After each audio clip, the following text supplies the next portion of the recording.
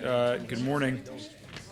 We're here this morning, which is on the second day of the Casas de Amatis trial. And it speaks to an overall issue that we're facing in the state of Connecticut, and it's corruption, it's fraud.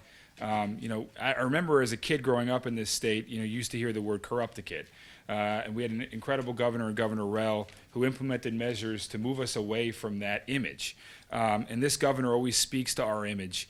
And unfortunately, we're moving back towards that trend where the corruption, the fraud that we've seen, the waste of taxpayer money has led us into a position where I think we're worse off in terms of fraud in the state of Connecticut today than we were in the years where they called us corrupticate. And it seems like the Republicans are the only ones in the room, whether it be in the House or the Senate, that are saying anything about this, that want to implement measures to close the candy store. Because essentially what's going on here is the candy store is open in the state of Connecticut with our state employees, with different organizations that are receiving these grants within our state budgets and these line items. And the Democrats and the one-party majority rule they have, and this absentee governor is doing nothing about it. And so we're here today with a proposal to provide oversight over these funds. We've seen what happened with Sheba and these nonprofit organizations that it's just the allegations are outright fraud. And then when we started looking into these other organizations, some of them very good organizations that do, I'm sure, great work in the state of Connecticut, but many others, like Jeep Enthusiasts of Connecticut, for example, are receiving $5,000. You have Democrats that literally herniate themselves in this building to get in front of a microphone every time there's a potential federal cut that isn't even finalized. But meanwhile, they have no problem handing out $5,000 to Jeep Enthusiasts of America. They have no problem handing out $250,000 to organizations that aren't even registered with the state of Connecticut. This is taxpayer money. This is hard-earned money of the people of this state. Someone has got to get a grip on this, and it's the only us here in the House and the Senate and Republicans that want to do anything about this.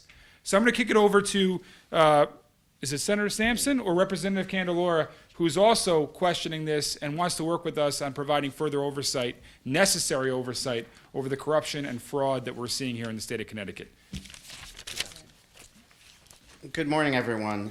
As Senator Harding has said, we've heard a lot from our Democrat colleagues over the last 8 months of the federal cuts, potentially. They're sort of unidentified, but that seems to be the focus of the crisis. Meanwhile, time and again, we return to this building to hear about a new scandal that is involving hundreds of thousands, if not millions, of taxpayer dollars and the mismanagement of those dollars. To put it in perspective, since the ARPA funds came into the state of Connecticut, we have had $281 million of earmarks related just to ARPA. We've had $30 million of earmarks from carry forward money in our budget. And as of late, we've had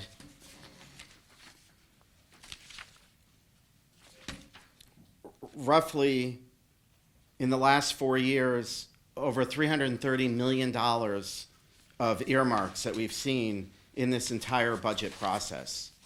So this isn't insignificant money. I know Senator Harding referenced the $5,000 for the Jeep enthusiasts, but it goes far deeper than that. And time and again, we've seen on the House floor in particular, where I sit, our ranking member of appropriations questioning the earmarks, drilling down on them, and there are very little answers or understanding of who these organizations are and where the money is going. And so we are here today to call for a process to be set up to shine light on that, and also to address the transgressions that we are specifically seeing from the most recent grand jury investigation in the state of Connecticut and how that money flows to these third-party entities. And so if we are going to be going into special session, we ask that this issue be addressed sooner than later, given the crisis that we are seeing. And with that, I'm going to turn it over to Senator Sampson to summarize some of these issues. Good morning, everyone. I want to start by thanking Senator Harding and Representative Candelora for their leadership on this particular issue, and having the political courage to come out here and call a spade and talk about this thing in front of all you. Bottom line is this, Connecticut families are struggling. We have the third highest taxes in the country, the third highest energy costs in the country. There's massive inflation that is just hammering working people. And meanwhile, while we're all tightening our belts and our constituents are tightening their belts back home, the Democratic majority here in this building is treating our tax dollars like it's their own political currency. And it's not by some sort of mysterious process. It's actually worse. They're slipping these earmarked amounts directly into bills just before their final passage, and there's no application process, there's no public hearing, there's no statutory requirements, there's no oversight before, during, or after, essentially. It's a closed-door process where political connections decide who gets our money, frankly. It's this exact type of secretive, behind-the-scenes kind of thing that is ripe for abuse. When you hear people talk about the deep state or the swamp, this is the kind of thing that they're talking about. And I want to be clear, there are several instances just in this most recent session where this occurred, and I'm going to bring us back to the beginning of session back in February when we had a emergency certified bill, effectively political in nature, to effectively have the Democratic majority shake their fist at the president because they didn't like the fact that he was elected and they wanted to show off for some of their more important constituencies. So they actually have funneled tax dollars to some pretty extreme progressive advocacy groups. And I just want to go through some of these. We have a handout that we've given to some of the press folks that are here that will itemize those pages of the budget so you can look for yourself. And these are just a few of the organizations. I'll start with IRIS, Integrated Refugee and Immigrant Services. They receive $225,000 that comes from the taxpayers of Connecticut. And this is an organization that makes no bones about what they do. They actually have things on their website saying that they train people how to deal with ICE. Okay? You have Anchor Health Initiative. We've given them $400,000 for issues advocacy, effectively for LGBTQ, but also for trans type of policy, and even surgeries and other types of things that they might call healthcare. Everyone knows Planned Parenthood of Southern New England. There was $800,000 in that bill for them. You might be someone who says, Planned Parenthood does good work. They might agree that what they do is healthcare. Somebody like me is certainly concerned with their work with abortions. But what people don't realize is that Planned Parenthood is also a huge policy advocacy organization. And they have billions of dollars in the bank. What are they doing needing $800,000 from the majority in this state to help their funding? They don't, frankly. There's also another group of organizations that you can tell are politically motivated. Triangle Community Center, Queer Youth Program of Connecticut, Out CT, Bridgeport Pride Center, PFLAG Enfield, Equality Connecticut. These are all recipients of taxpayer dollars that were in that original package. The thing is that some of these organizations may be doing good work, but frankly, we don't even know because the process doesn't allow for that. These are just items that are inserted with a name and a dollar amount at the last minute. And then, of course, when we ask these questions on the floor of the House and Senate, there's crickets. When I began listing these items on the Senate floor back in February, Senator Duff actually tried to stop me from reading them. He was like, no, there's a rule that says that you can't read on the floor. And talk about hypocrisy. I catch my Democratic colleagues reading their entire speeches on the floor sometimes. But in this particular case, I was just listing the recipients that they are giving money to. But I'll tell you, you wonder why he was so sensitive about it. And it's because these are political allies of the majority. And obviously, they want those folks to know that they're taking care of them. But maybe the people back home that are paying the money out of their taxes, maybe not so much in their case. The bottom line is whether you agree with these organizations or not, taxpayer money should not be being used to bankroll ideological advocacy groups, and let alone through some sort of secretive backdoor type of process. The governor actually vetoed that bill when it came through the first time. And I want to share with you what the governor himself wrote in his veto message, because it's so spot on. He said the appropriations outlined in these sections circumvent the established budget process, allocating funds without the rigorous scrutiny typically applied to state expenditures. This not only undermines the transparency of our fiscal operations, but also sets a precedent for bypassing budgetary controls. Boy, was that right or what? It's absolutely 100% correct. Strong words coming from the governor. But it only took a couple weeks later where the majority put the same bill with the same earmarks through it. And of course, that was signed by the governor. So what happened to the principal stance, Governor Lamont? I actually wrote him a letter earlier this month in preparation for this press conference asking him that question. Still no answer. I started talking about the process a minute ago, and I just want to talk about that really quickly. I've been driving the staff crazy, frankly, asking them to write letters to this person and contact OFA and do all these different things to get as much information as we can. But at the end of the day, even though we got very nice professional responses in many of these cases, the end of the day, the bottom line is that if you want to get your money, you have to put a request in with a Democratic state lawmaker that you have a relationship with. There's no real other way to go around it.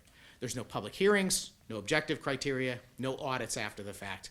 Just the power of being in the majority year after year. Hundreds of these earmarks, as I mentioned, are just put in as a name and a dollar amount. Think about it. These are millions of taxpayer dollars going out the door and no guaranteed follow-up.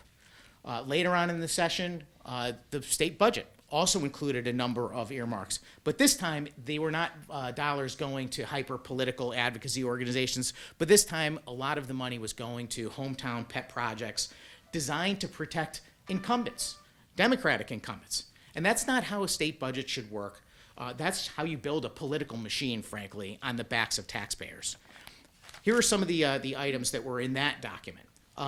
Steve already mentioned $250,000 to an organization called Sports Academy. That's $250,000, folks, $250,000. And you know what? When we tried to find this organization to identify who they are and who's receiving this $250,000, we couldn't find them. The closest thing we could find is that there was an organization filed in the state of Connecticut with the Secretary of State, but they've been gone since 2021. So who is this organization and where do they get their money? Maybe they're legitimate folks. But how do I know that? How do I know that when this document is put in front of me to take a vote on it? There's another $50,000 went to Athletes Are Us, Inc. And from what I can see, there's little more than an Instagram account. Did a legislator, any of us who voted on that budget, were we able to understand who these organizations were, whether they were legitimate or not? There's a $17,000 grant to the Bread Room, Inc., but there's no record of this organization either. You know, shouldn't there be at least some basic information before we provide funding for a group with taxpayer dollars? There's the Ungroup Society received earmarks while their website was running campaign fundraising material for a sitting lawmaker. Clearly not an appropriate use of taxpayer money. Another $75,000 went to Black Girls Get Legal Tea, which is run by the sister of a sitting lawmaker. Shouldn't that at least raise a question about a conflict of interest? There's also, of course, the Blue Hills Civic Organization, which has been publicly reported to be under an FBI investigation. Yet here it is again, getting more tax money in another line item in another budget document. You know, we've worked very hard to try and get answers to find out who these folks are, but it's just not that easy. And, you know, we may find out down the road. And my main purpose for being here today really is to just kind of raise awareness. I want people watching this to be like, I can't believe this is happening. I can't believe that lawmakers in both parties are being asked to vote on earmarks and free money effectively from taxpayers of Connecticut when we are not even privy to who these organizations are, whether they're legitimate. And I know I've been, you know, pretty bold in my comments. You know, I've been trying to characterize this as ultimately political, even corrupt. So let me ask you this. Was I going too far a moment ago when I said this was driven by politics? Let's refer to the Speaker of the House and his words in a recent news story. This is what he said. He said, when asked about how he awards different lawmakers their ability to get their earmarks in a budget, he said, what do I look for?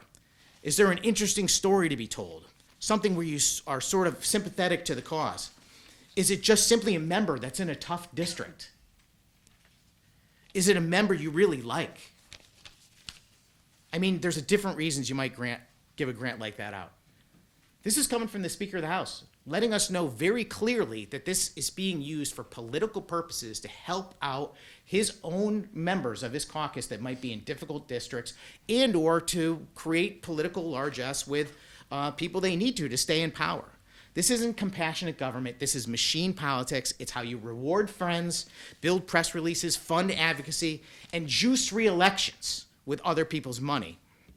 I just want to be fair to say that, among these long lists, and I mean, if you look at the budget document, there are a lot of these organizations on there. I am sure that many of these are completely legitimate organizations. I mean, there's Boys and Girls Clubs on there.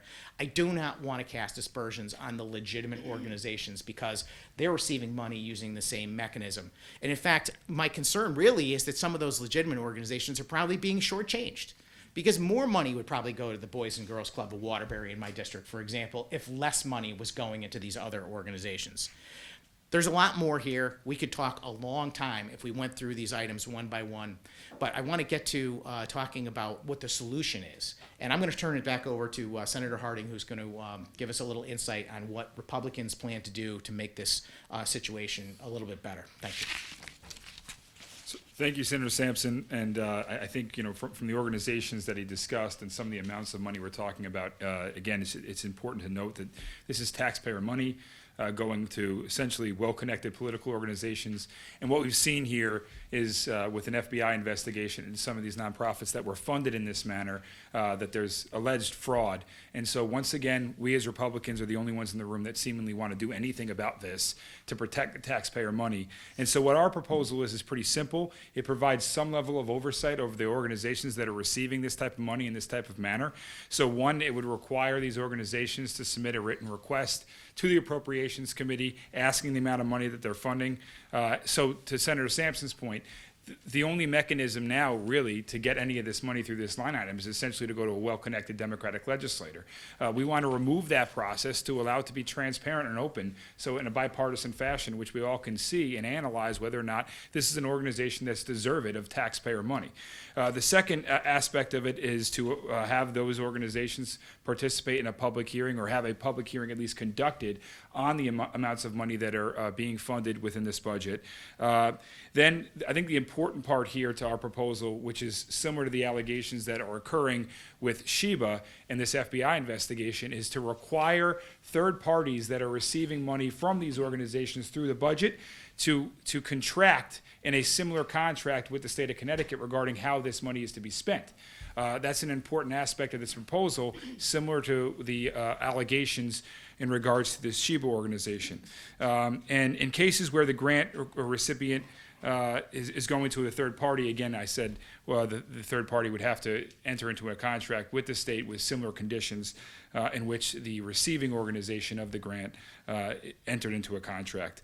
And so it also would require us to have random audits as well of these organizations that are receiving money in this manner, so that we can ensure that money is being spent in the areas that it truly is intended. As Senator Sampson mentioned, many of these organizations, I'm certain, are legitimate, good organizations providing quality community service to the communities that they serve in their individual districts throughout the state. But we don't know that, and you're essentially casting aspersions on other organizations that are doing good work based upon the allegations that are here. So we want to kind of get a tap on that with this proposal. With that, we'll open it up to any questions that you may have.